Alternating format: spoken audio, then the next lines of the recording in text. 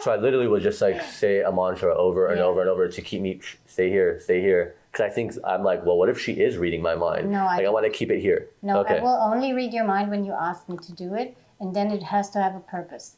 Like, I will never just read your mind. Why should I do this? You know, like... Probably not comfortable for you anyway to just constantly be... No, yeah. No, and I also, you know, you are entitled to your privacy, like everybody, you know, so it's like, just because I am able to do this doesn't mean that I get to do this.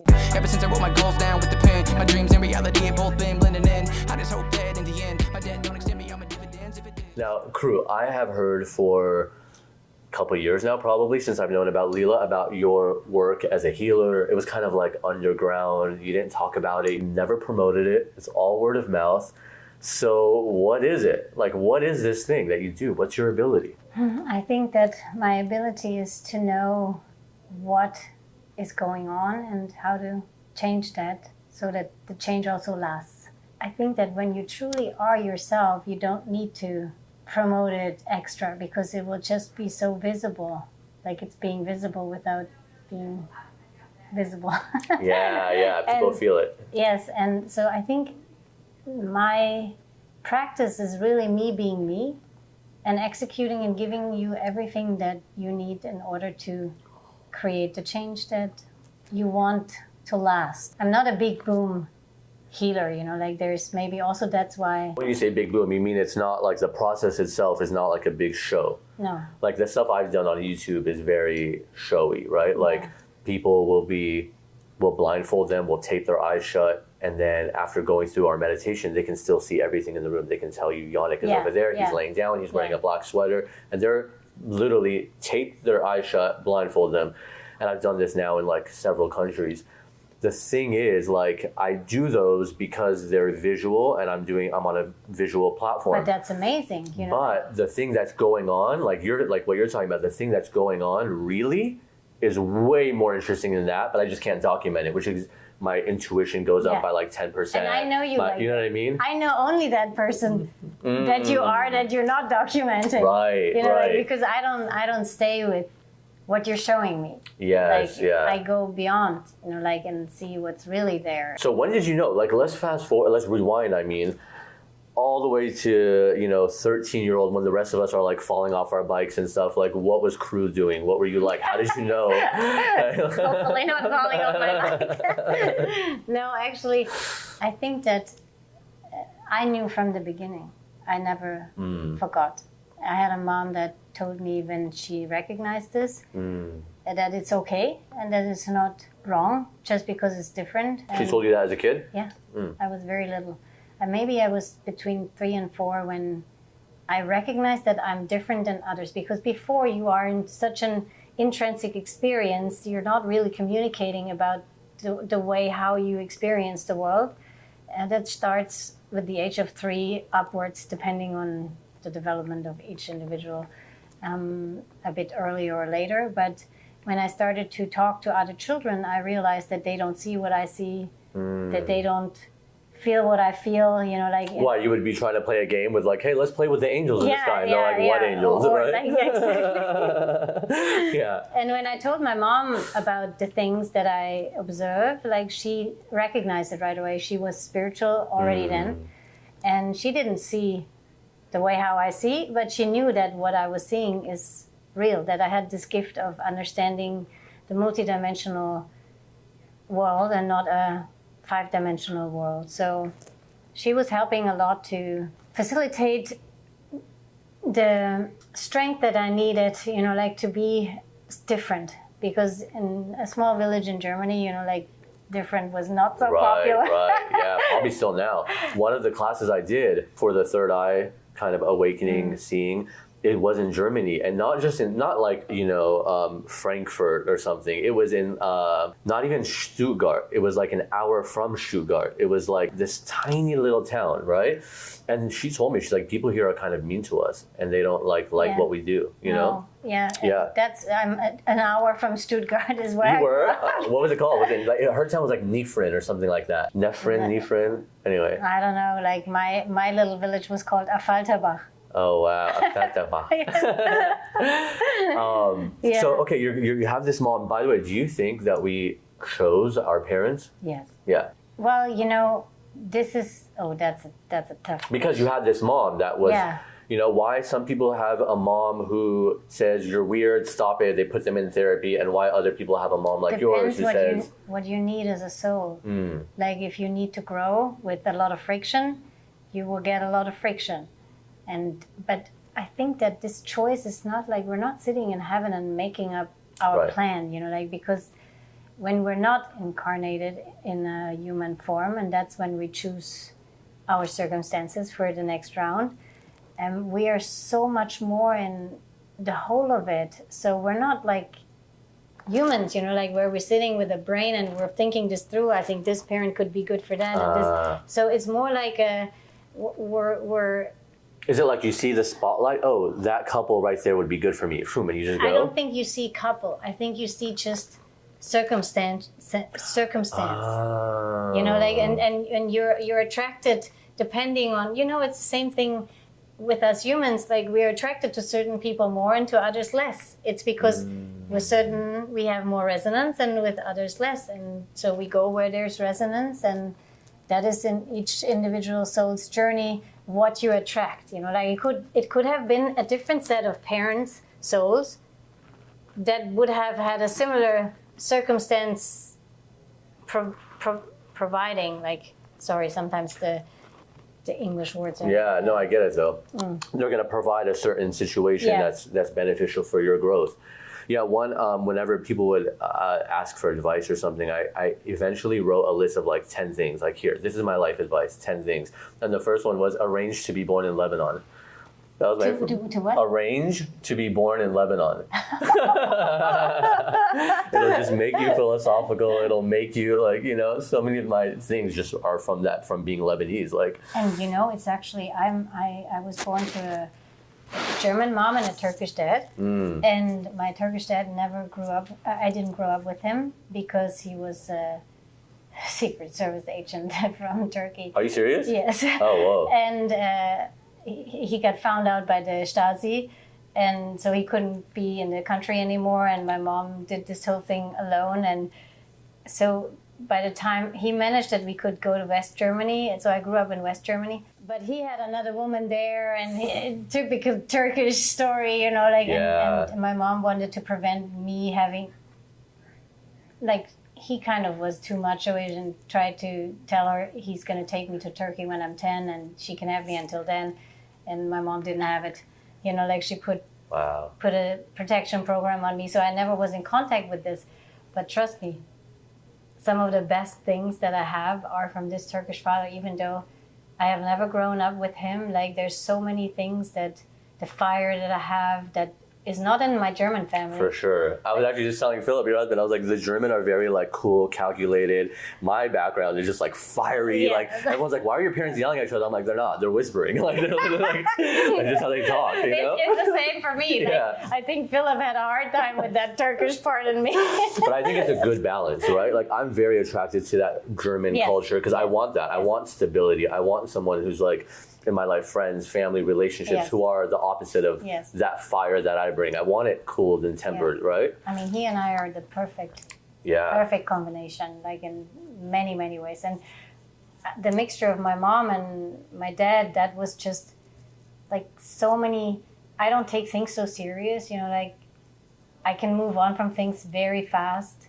And that's probably the ability that I have from knowing it's bigger than just a 5 sensory experience, but it's also because that's so in this, how it is in the Lebanon. It's the same thing, you fight and you love, and the fight that you had 5 minutes ago, it doesn't matter so much anymore. You move on and you love again. True. Like it's not, you're not holding on and you're not making like a huge life story out of it. Like so this is a great gift that I have that. So this was definitely the circumstance of, I didn't grow up with this. I think that would have been not so good. Two machos together, not good. I'm a macho, he's a macho. Yeah. You're both dominant personalities, right? Yeah, strong personalities. Yeah, for sure. So, okay, so then you're getting older. You're at this point, your mom is nurturing you. Yes. At what point do you start saying like, okay, I am going to start working with people? Or, it was different. She nurtured this. And then I realized at some point, when you become a teenager, I want to be like everybody else. So true. So it was not like, oh yeah, I'm going to be this for the rest of my life. It was actually, also I felt so obligated because I saw everybody's things, the pain, the beauty, everything, but the pain is what I got so in resonance with because of a very old story that I had experienced in a previous life. I felt very obligated to take on all the pain, and I'm so strong. So I think also because I'm this really strong macho being, I'm also thinking, of course I can take this on.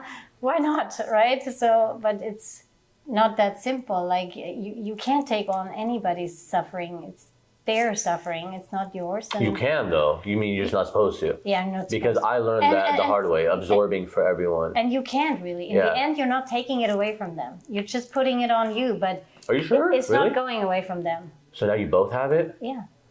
Because then people would be on the phone with me all the time and they'd be like, oh, I feel so much better every time I talk to you. And then they I would go realized after a while though that I was taking it on for them. Yes. I had to stop, and I would work with clients and I'd literally hang up the Zoom call and I would go throw up in the bathroom. Oh. And I did that for like the first few months until I figured out how to disconnect. Yeah. That's a classic actually. Really? That happens with people that are very empathetic, very real in their ability. But the problem is that they go back from this phone call and they will call you again just to dump their shit on you again. True. So. Sorry for saying a word. No, you're right. It's fine. Yeah, it's totally fine. I'm new to the podcasting, so I don't know what's allowed or not allowed. We'll roll with it.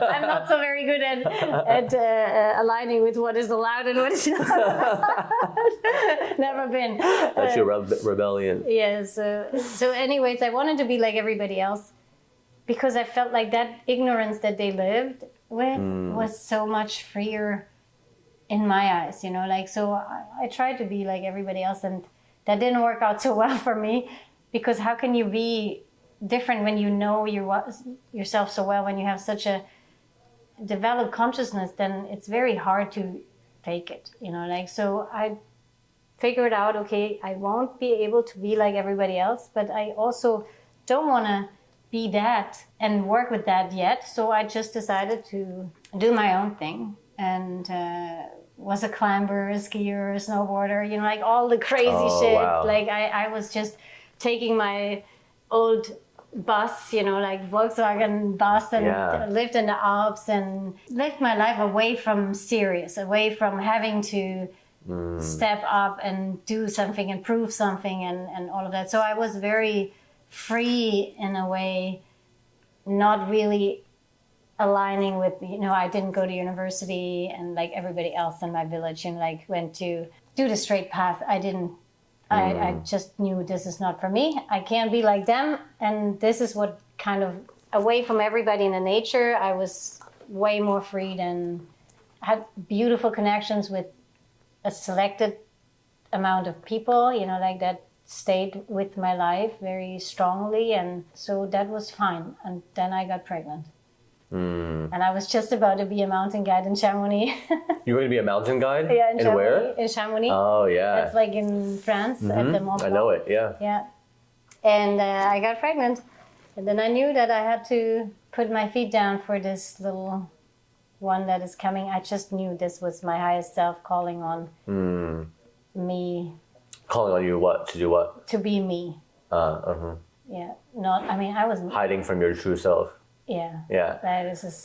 This was. I didn't want children because I thought so much responsibility. Like you have to be you if you have children. So I didn't want that, and then I had to. We got pregnant on the first shot. So it was very unplanned, and then that was the greatest gift. Like he's 20. Next month. 20. Is he the BMX rider? The bike rider? No, that's the young one. Oh, okay. He's motocrossing. Motocross, yeah. No, the older one, he studies in Germany music business. He's a rapper. Oh, wow. Right. Oh, that's right. You posted about him the other day. I saw that. Which, by the way, I have to say, I was like so impressed with you as a mother, because he was like, I sometimes when I see things, I put myself in that person's scenario. And I know with myself, like every little thing. I remember one time I wanted to get an ear piercing and my mom and dad like lost it. Literally. Oh, no, I'm not like that. And then I see your like son, I guess is the rapper, and he's got like his ears, he's got nails, like nail polish, I think. He's got like maybe the grill. I can't remember, but his whole style was so cool and so like unique. And your post was like, he's like doing a rap battle or something, and you posted it. Like the healer mother is like posting this, her son doing like a rap battle. I was like so proud of my son. Like he's so himself, you know. Yeah. I thought, whoa, that's so cool. I obviously didn't need that lesson in this life because I was like, I did not get that lesson. My mom was like, no, like she was like, no, like when I got tattoos, like they were fine with it, but I remember they were just like. Like I would never tell them I was doing it. It would have to be something where I just show up one day and I've got the tattoos. You know what I mean? Because of my own experience, when you know that there's only one thing that you can really be is yourself, and that no matter how far you run, you will always meet yourself, you know, like then you want for your children, and I think they picked this circumstance for that. You want them to know that from the beginning. They can still run and do, but at least I gave them the gift to know who they really are, and they embrace this. Like both of them. Like Lila is a healer since he's 2 years old. He's working. Whoa! Wait, Lila is your son's name? Yes. Oh, The little ones. The motocross one. Yeah, the motocross kid. And he's a healer as well. Yes. Okay. And he's working. He's very. He works as a healer? Yes. Whoa! Cool. Yeah. How old? 16? Oh, he's 15. He turned 15 in October. And God. he's done this since he's a kid. Same as you or different modality? We all have a set of competences, you know, like that's our gift, you know, like, so mine is all about grace, and it's all about making you understand who you really are. And his is all about, his set of skills is all about pain and sorrow and putting so much love on your wound that it has a chance to heal and not be scratched by life. And he's doing this remotely? Yeah. Like on Zoom? Yeah. Okay, interesting. And then with yours, because I kind of want to understand it, but it's interesting. I'm glad you described it as like showing people who they are and what they're doing and giving them another perspective, because that's kind of what you've done in almost every conversation we've had, right? Like I remember even being at dinner with you in Vegas, and I remember at the Modern Nirvana event, just all these different times we've talked, you say something and I'm just like, oh yeah, that's exactly how it is. And it's like, I remember there was even one time I had done this like really deep ayahuasca ceremony, and it was like probably my 20th or 25th or something at that point, but it was like the most profound, and I was having a lot of trouble integrating. I mean, I couldn't even walk down the stairs without being like, I'd have to pause and be like, are there stairs? Am I really here? Okay, yeah, there are. And I'd like, you know, and that was like, it lasted months. And then I saw you in Vegas, I think at the tail end of that. You like kind of helped just put everything in perspective, and I wasn't afraid anymore. Because I think first I was like, am I like waking up? And when I do, is this all gonna just disappear? Because the dream, you know, when you wake up from a dream, the dream disappears. And you kind of like helped me reshape it. So I guess I can kind of speak to what a session with you would be like, probably a minuscule version of it. Yes, that's what it is. This is really my gift, you know, like this is what I came here to give, is to make things real, like make you understand, knowing that nothing is real.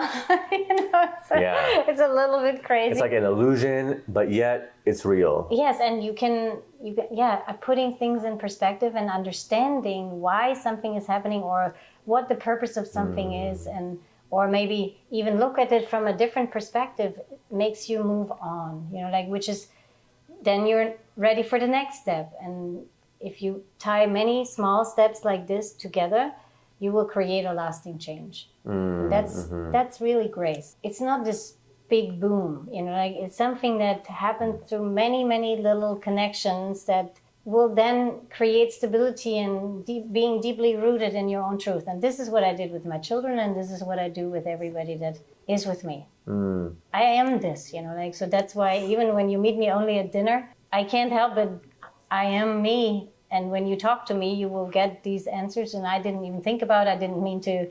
Well, you did it here today, by the way, and I don't remember what it was, and I'm trying to remember. We were talking to someone else. You and I were talking to a woman. Yes. And you said something, and I can't remember what it was. It was so about clear. What was it? About your last journey. You know, when you that when we're sitting in it. Yeah, when we're in our own current, then we're not so torn by the currents that. Yes, that's what it was. Wait. Let's rewind for everybody. So, I was talking about that same. We talked journey. about retrograde and. No, it's a different journey. Okay, yes, retrograde. Oh, okay. All right. Oh, this is exciting. All right, because now I get to relive this conversation and really get the lesson again and share it with everybody too. So, we were the other lady that we were speaking to was talking about how Mercury in retrograde really affects her, and the full moon gives her more energy. And you and I both said, "Oh, we're not really affected by that." Like I don't. Not in even an arrogant way. We're just like, that's interesting. I don't notice a difference in myself at all. I notice it in other people with Mercury retrograde. I think we talked about this. Yeah. I'll schedule something with someone. They don't call. They don't show up. And I go back and I look at the email. I'm like, I definitely said this time in this place. I mentioned the ayahuasca journey and I said a different one from the one that you helped me with before. Yeah. I had been doing Kriya Yoga for 6 months leading up to this journey. And it was the first one where I wasn't crying, laughing, succumbing to the medicine. 8 hours and I'm sitting up in like perfect meditation. The only time I ever laid down was if my back was hurting and I needed to give it a little break. Otherwise, totally different experience. I finally was working with the medicine rather than like, okay, drinking, here we go, and just like seeing what comes up and getting succumbed by it. I was totally in my power, working with it, observing it. I'd ask a question. I remember at one point, the medicine, the guys would just like laugh and we'd make jokes together. Like literally just like a conversation with a friend. And everyone around me is laughing and crying and screaming. And then you said, what was it? That when you're so extremely rooted in your own current, that no current from the outside will affect you. You know, like this is actually the first time that the medicine did not have to work for you. Like all the previous time, you know, like you experience this time I'm really working with the medicine, but maybe this was actually the first time that you didn't need them. The medicine had nothing to give to you anymore, you know, like so because you were so rooted in your own current, like in yourself. And then you can't be pushed around when you're deeply anchored in your own self. And so also the medicine can't. Aya is very much about that, you know, like Aya wants to push you around, you know, like this is what this is about. So this journey, but you didn't need to be pushed around anymore because you had already found your center. If somebody, let's say, wants to work with you, which by the way, I don't think I even told you this. One of my clients once told me they worked with you.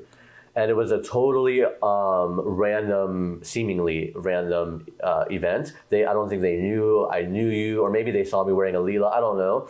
But it was one of my clients, and they come on for a session. They told me they had worked with you on something and that you were incredible and that you totally helped shift their perspective. So if somebody, let's say, wants to work with you, how do they get in touch? And can it be all Zoom, like the way I work with people? Yes, I only work on Zoom. Good, like good. Hardly ever, like only in retreat situation in Costa Rica that people have me directly. Okay. You know, like, or coincidentally there where I am, then we can also do a live session. How do they do a retreat in Costa Rica? Sorry? How can they find your retreats? Yeah, it's all on my website. So it's crew-essence.com. Well, I'll put that in the show notes for people so they can find it, so they don't have to memorize anything. They can book with you on that website, but they can also see when you're having a retreat in Costa Rica? Everything is there, like all the different retreats, all the different ways how you can work with me, because that's different also. Like there's... Ooh, what are examples? So far I've only worked with people that commit for 1 year. So they buy me for 1 year and they have me like one-on-one as much as they need me or as little as they need me. Are you serious? Yes. That's a great deal. When you have the gift of time, which you have in a year, you know, like I can disperse the time that is needed when there's a process, when you need me more, you know, like, and where I have to support this process like a little more and then get through it, then we don't have to see each other so tightly, you know. I like that. So it's very free. From the beginning, I knew this is not for me, this single session. I do this sometimes, you know, like because I feel it, that it's right, so I do it. But it's really more there's only 50 single sessions that can be booked in a year, so that's not much. Oh. Like, I think it's even less than 50. It's like, something around. Oh, but it is an option. It's an option, but it's still like only this year this will be an option. Okay. You know, like it's never been like that because I wasn't really seeing myself doing that. But I work now. I'm shifting into more training people, unfolding their own gifts. You know, because I don't want to do all the work by myself. So wait, people who are all like listening now, for example, right? Yeah. They can go on your website and then they can book either a healing session or a training. Yeah, or which is training. great. Yeah. Because so many people want to be healers, and so many people want to unlock that in themselves for their So friends, funny. for their family. Yeah. So the ones that are born to know that Don't they're want healer, it, they right? don't want it. And then You- I was a journalist, you know this, for like so many years. And I remember I went to a curandera in Mexico, this amazing healer. And she works with magnets. She was one of the first people to show me how to use magnets to help others. And my friend Bryant was on a table next to me, and I'm on this one. She's working on both of us. She comes over. She has a translator, and she was like, "Oh!" I was like, "What?" She goes, "Tu corazón." She goes, she like blasted off. For people who are like watching and not listening to this, she literally just does this gesture like a rocket ship from her heart. She was like, "Your heart is wide open, so open." And she's like, "You're a healer." And I remember being like, no, I'm a journalist. And I remember like, that I did not want to be called a healer, you know? And I knew in my personal life what I was doing for like my friends and family, but I was like so afraid of not being taken seriously as a reporter or as a producer or as anything that I did not want anyone to see me that way. So I was very much like what you just said. It's for most people, they have different reasons why. You know, like for me, it was too much responsibility. I didn't want. I knew that I was also not able to carry everybody's loads, so I had to grow into this person first that does not take on from someone else. Like today, I know by taking away your suffering from you, I'm hurting you. I'm not actually healing you. Because I have to get that eventually, right? Yes. And it's something that was given to you in order for you to learn something within it. Will I help you to learn that fast so it doesn't have to kill you? You know, like, yes. Oh, okay. Oh, interesting. I'm glad you said that. Because that's kind of like the guru thing, like the Indian gurus where they'll say like, "I'll burn your karma for you." In your way, you're like, "I'm not taking it away. I'm going to get you to that lesson faster Yes. before you suffer." Yes. So maybe if like you were supposed to break your leg, you'll just get a sprain. Yeah. Kind of thing. Or, I mean, not I'm thinking even, karmically, but yeah. I mean, I don't think that karma is what we think it is. You know, like, so we cannot be too attached to that idea. It can be taken or it needs to stay. You know, like it's much more simple than that. Actually, like you have every single second of life, you have a choice right now. Because 8 years ago or 9 years ago now, we had a shift. You know, like where we are now. If you think of the Taurus, you know, like while we were going out, now we're all coming back and we crossed the What threshold. is it now, Aquarius? No, it's not when the Aquarian age was what needed to happen in order for this shift to happen. You know, like, so the Aquarian age was first, like it's about 12 years now or a little more. Something like that, but it's different because Yeah. like my Vedic astrologer says, we're actually not in it until like 2070. And Yeah. he's like, you'll see, it's Yeah. going to be like euphoric Yeah, but that's when we will feel the effects of it. of all this stuff, right? Yeah. Oh, okay. So I mean, you know, time doesn't exist anyway. So let's just think of it as a picture. You know, we're coming out and then we're crossing the threshold, and now we're moving is in the opposite direction. You know, like so we're now. So time will be way more irrelevant. Like we needed karma on the way out because that was the only way how we could experience both sides. You know, like of existence. If you're in a dual existence, you know, like there's two sides, and in order to experience them, you have this karma game, you know, like so. But now we're going the opposite direction. We're moving in. So the methods that we used to get out are not the methods that we used to get in. So now we are changing the method. Like we are free. Now we can actually choose every single day not to be attached by anything or being held back or within something.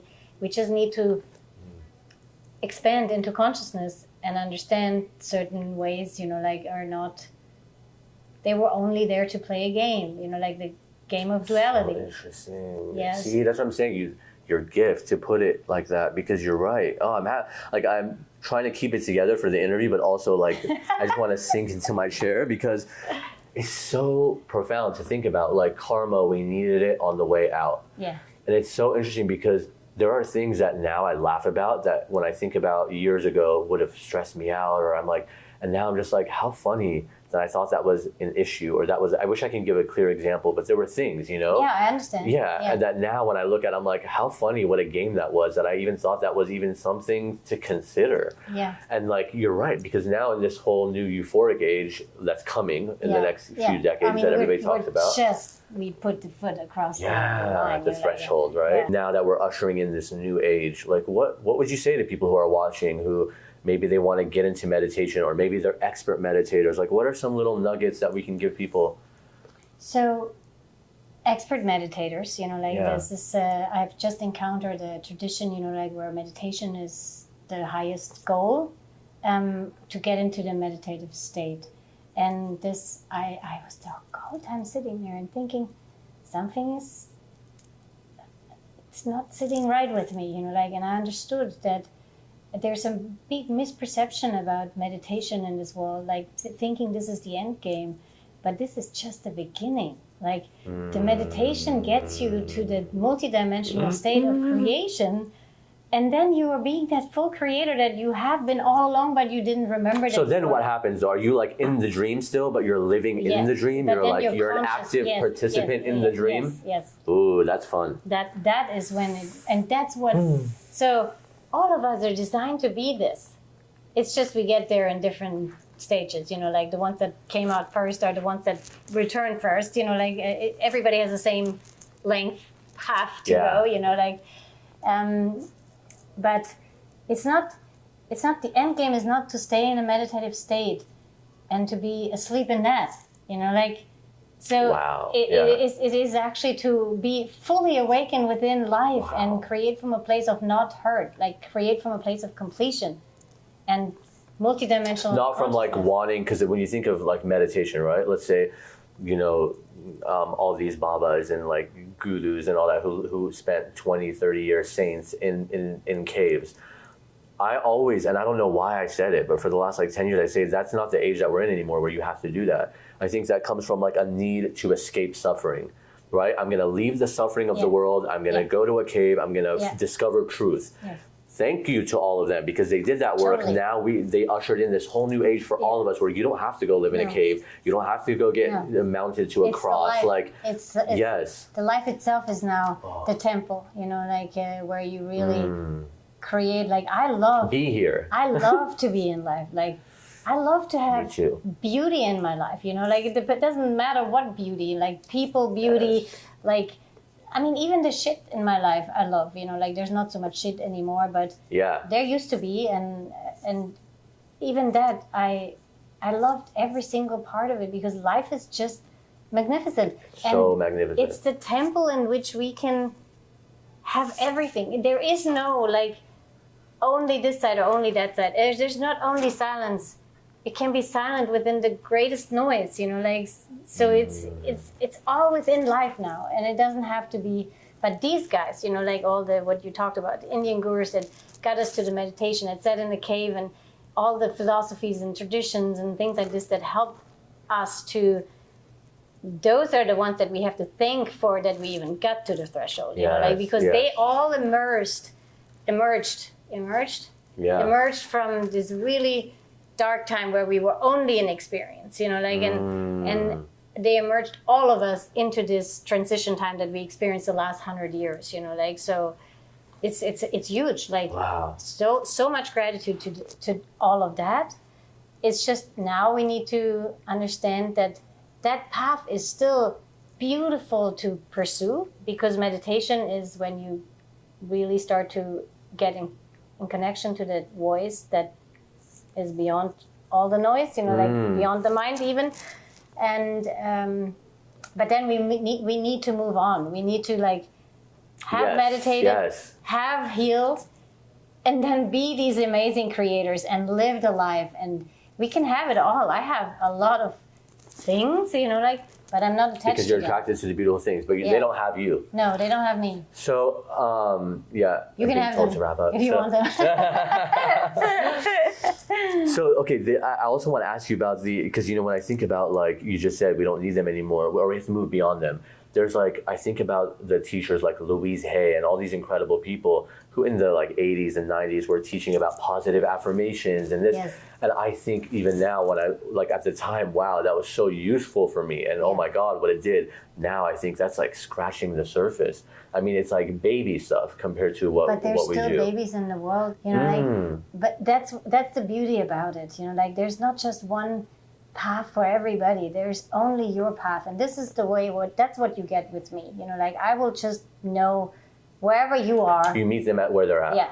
I will not take you beyond if this is not your soul's choosing right now, you know, like I will go and scratch the surface and be just as happy. I don't need to prove to anybody that we can go beyond, you know, like, because you need to only go where you need to go, like, and that is so individual for you. But isn't that a big lesson for everybody too, to like, hey, like don't try to convince everybody of your point or of this or of that. Just like meet them where they are. Yeah. Love them there. Yes.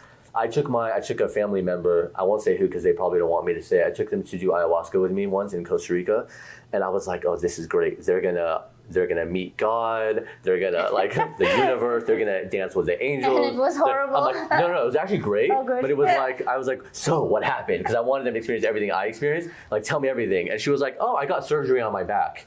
Okay. Now my back feels good. I'm like, what? You got surgery on your back? You think ayahuasca is a chiropractor? Yeah. But like, but I get it now. And I was like, you know what? She got what she needed. Exactly. And I'm so grateful. Exactly. That's what she needed. And all you need is your next step. And whatever that is, that can be the smallest single step. Like I celebrate the small ones sometimes more than the big ones, because the big ones, they happen. Sometimes grace happens, you know, like, and you can make a big step. But the small ones are the ones that make the change last. That makes your consciousness have a good foundation. Because a great consciousness, like fully aware in this consciousness, needs a really stable foundation.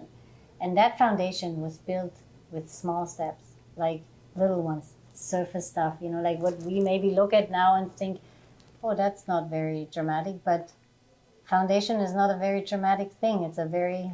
Yeah. Like, it's a very consistent thing, and it's small things, and so then the big consciousness can come and fall on a good foundation, and then that house is going to be, no matter how you rock it, it's a good house. So part of building that foundation, though, is coming to see people like you. And I know that for sure because I've seen it with my own clients. It's like you can go and do all the suffering and the work, or come to someone like you, and you're still going to go through everything. You're just going to understand it, go through it. But it's almost like the speed bumps will be there. It's just not going to be as hard going over them. Yeah, exactly. It's more like there's a light in the tunnel. Yeah. And there's some people that work with me for a year. Some need a little more time, you know, and some just like to stay around for a little longer. They wouldn't be able to tell you how the change came about, but their whole surroundings notice the change. They know the change. They feel completely different, and they don't even know how it went. Like, there was not a dramatic I boom, love that. you know, like love that. And that will last. I can move out of their life, and they will continue to be that, you know, like, so, because it's not one single thing that did it. It is like them learning how to be themselves. Sadhguru always says, you know, people come to his meditation, he's like, and they expect something to happen. He's like, guys, something is happening all the time. All the time. Your cells are healing, they're dancing. He's like, you want nothing to happen. That's the most exciting thing. For a moment, just let nothing happen. Yeah. You know, they want something. They want to, like, what am I supposed to be feeling right now? Nothing. That's the point, you know? People with me, they learned that very quickly. Yes. But I think I only attract people that really want that, you know, like that. So I have been lucky, like, or maybe it's just the resonance of universe, you know, it's a mirror. So what you're with yourself is what you get from the world. Yeah. So I have been lucky and gifted with the most amazing clients so far that really want what I have to give, you know, like I have seldom people that say I want more or I want something different. Like, they feel so seen in their own path. They're actually relieved, you know, like that they don't have to do anything. Yes. Like I have a lot of people that come out of high stress environments where they have to all the time. So it's really beautiful to just don't have to be anything. You don't have to change for me. I will love you, changed, not changed, big, small. Like, it doesn't matter. Like I will take 10 rounds with you around the same thing because I know that one day comes the 11th round and you will be moving past it, you know, like, and if it takes 10 rounds, it takes 10 rounds. Like I used to not be like this, but now that I'm fully immersed in this human experience, like my children made that happen for me. Because before you'd be like, why don't you just get it, right? Yeah, It's so easy. Totally. Like I was so much like this. Yeah. I didn't get it. But I was like that too. Yeah. But then, you know, children and husband and Lyme's disease. So 13 years, that teaches you. Is that right? Yeah. So what did you learn about Lyme, from Lyme? To love my body and to understand that I am my body, which I didn't. I lived outside of my body. I took my body to extremes, you know, like with the extreme sports that I did and eating and all of those things, they were not necessary for me. I lived off energy. I sometimes didn't eat for days, didn't matter. You know, like to me it didn't matter, but to my body it mattered. So I learned that this is the manifestation of my soul. Oh. And it's not separate from me. So by being so root to this existence, like I am actually being root to me. So I'm not serving my soul by self-harming, right? So it's like Lyme really taught me that. And then after the Lyme came the process where I now had to find peace with this human experience, you know, like, so that was a really big boom because I think I got kicked out of heaven right straight into the ground. Yeah. And then I was pretty depressed for a little while. So I also experienced depression for the first time in my life. I had empathy for people that had depression because I never understood how can they not move past this, you know, like how can they not do something about this, you know, like they're so miserable. There must be something that they can do. I was really arrogant in a way. Not in a bad way. I didn't mean to be, but for you, it's so simple. Yeah, for me it was so simple, and I just couldn't relate to how that could not be simple until I was stuck in it. Thank God I got stuck in it. I thank my higher self or the universe or all of us or whoever. Yeah. And when I surrendered to the darkness in depression is when the light came back. And I needed to learn. And since then, I have zero pressure in anything anymore. Like I embrace 10 rounds, 100 rounds, because I know surrender is the only way to get to the light, you know, like, so you can't pressure surrender. That's something. So now you're like ready, right? So now you've done all this. It's been something not of a secret, but kind of like word of mouth. People come to you, and now for the first time, people who are listening can find you. They can book you. Yeah. They can experience what we're talking about, because we're not even talking about anything that's like, you know, weighing on me or anything like that. We're just having a normal conversation, and then there's these little glimpses of wow, truth, medicine. Yeah, it's just me being me, meeting you being you. It's that simple. So, okay, I actually asked this question to Sri Ravi Shankar, who created The Art of Living, when we were driving in a car together once doing an interview. And I asked him, like, when you see me, when you see anybody, what are you actually seeing? And he's like, oh, everything, your thoughts, your personality, your this, when I want to. And I said, but are you like actively turning it on and off? He's like, no, it's like a shirt, like your shirt. Just like I see your clothes, I see who you are, I see the map. Tell me your perspective on what you see. So when I was little still, you know, like I saw everything. Like there was no difference between anything or like spirit or matter. It didn't matter, you know, like Spirit or matter didn't matter. I like it. Really, it didn't matter. So there was no difference. But then, of course, that was overwhelming. And with a lot of training that I did in my adult age, I learned to switch it off, you know, like, so I can now relate to anybody and without them spilling all their secrets to me. Like that made people much more comfortable to be around me, and I want everybody to be comfortable around me. I don't want you to feel like I'm looking all the way into your pants, you know, like, and see all the, because a lot of people have a lot of things that they're very ashamed of or protective of. Yeah. You know what's interesting is when I talk to you or anyone like you, I do that. I'll like as we're talking, for example, I'll just start repeating a mantra in my head, because I want to keep it focused and not let my mind go into these random abstract thoughts, and then you're like riding those. So I literally will just like say a mantra over and over and over to keep me, stay here. Because I think, I'm like, well, what if she is reading my mind? No, I want to keep it here. No, okay. I will only read your mind when you ask me to do it. and then it has to have a purpose. Like, I will never just read your mind. Why should I do this? You know, like, Probably not comfortable for you anyway to just constantly be. No, Yeah. no, and I also, you know, you are entitled to your privacy, like everybody, you know. So it's like, just because I am able to do this doesn't mean that I get to do this, you know. Like, I don't see this as an advantage over something else, you know. Like, this is just me being me, having these skills, but I'm also gladly turning those skills off when they're not needed.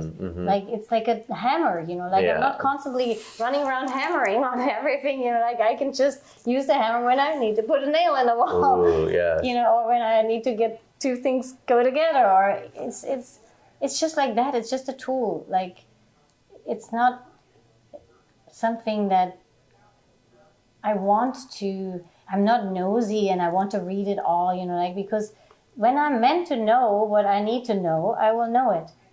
So I, of course, have a feeling about people when I meet them. Like, that you can't completely turn it off, but I will never read anything private. It's more like a general assessment. So what would that be with me? Love. Yeah? Yes. Oh, that makes me happy. But you know that.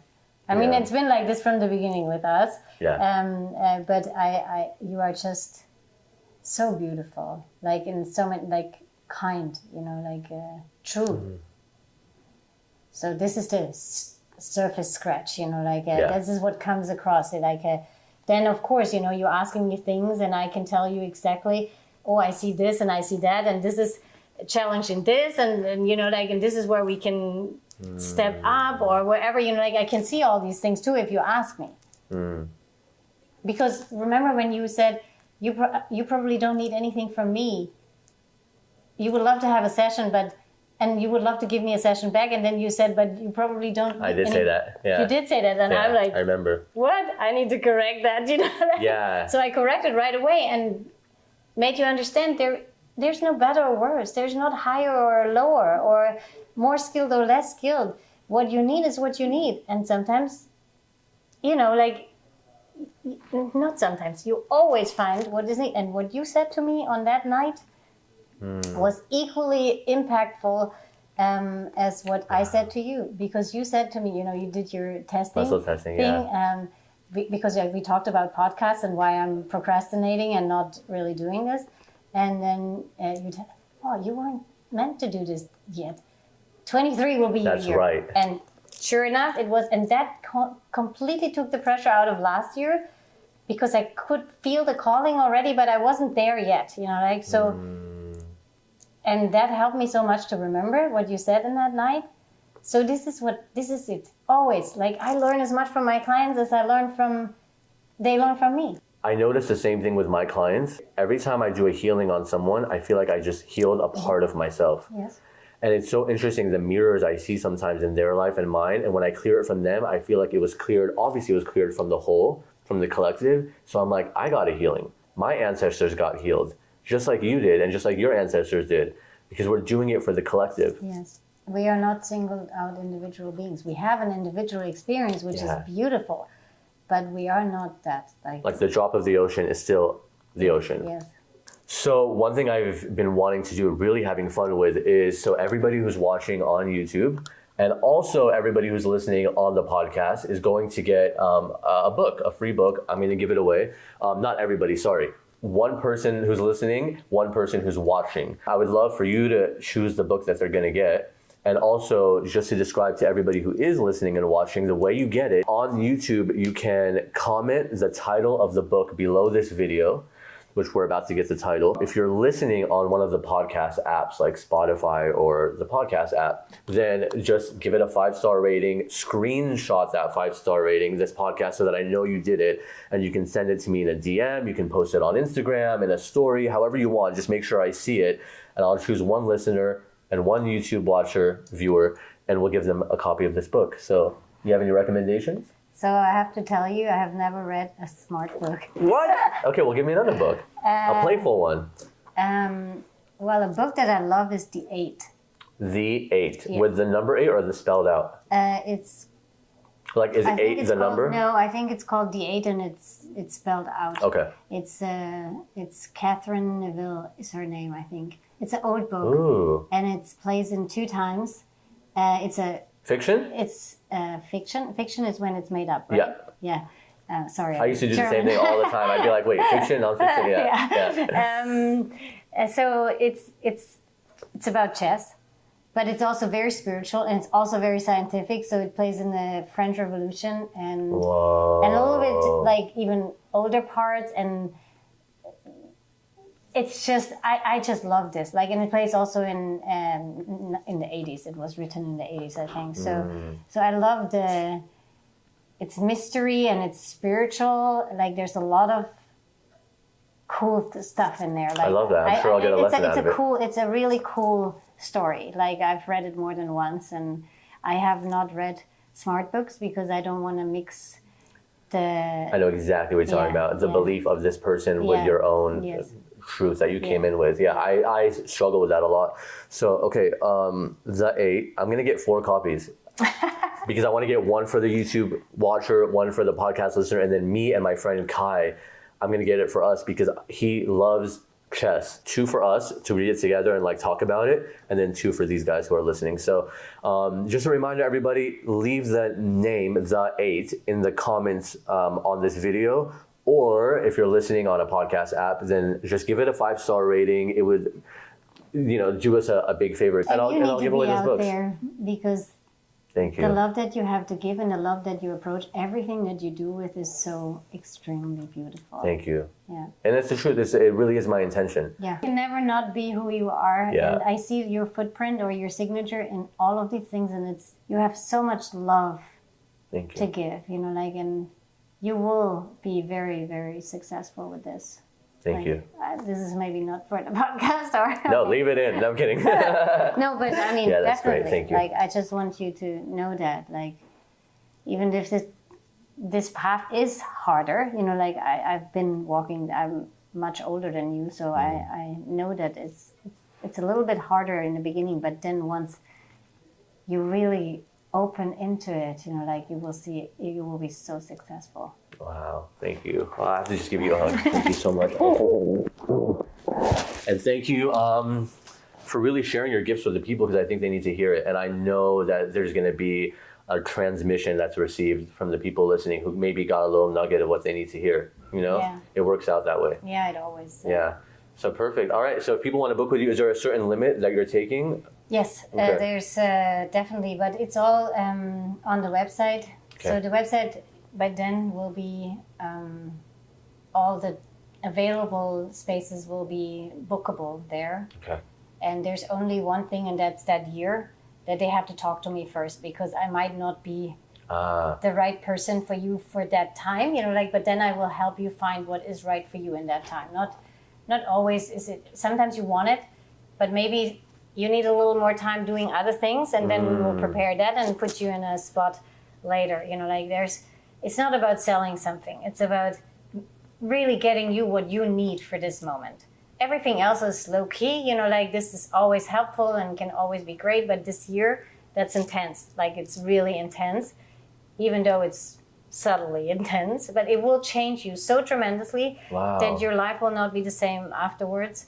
And you need to be ready for that. Wow. So that's why there's a right time for that. And that's something we need to talk about before you can actually just go ahead and book it. Yes, yeah. Beautiful. Okay, but they can do all that on the website, right? Yes. Get a consultation with you, yes, everything, yeah. One last time for people, and I'm going to put it in the show notes, but sometimes I know with myself, I'm listening, and then I'll, not go back and check the notes or anything like that. So what is the website? It's CRU, Crew, my Crew, name. C-R-U. Yeah, minus Essence. And what do you mean minus? It's the minus sign, the little dash. Yeah, it's a okay, dash. Okay, so crew dash Essence. Essence. ESSENCE.com. .com. Easy. It's all about the essence. Yeah. Crew and the essence. Yeah. Perfect.